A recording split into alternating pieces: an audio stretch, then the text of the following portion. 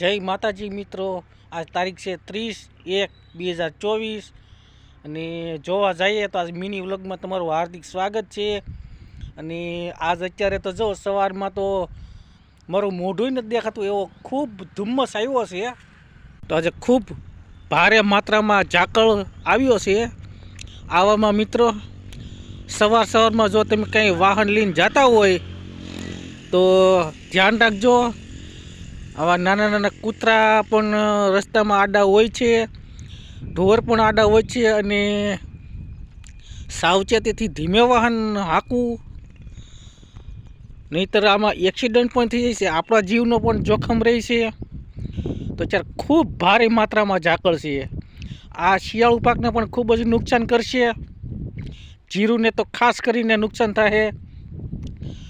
ખૂબ ભારે માત્રામાં ઝાકળ છે અત્યારે.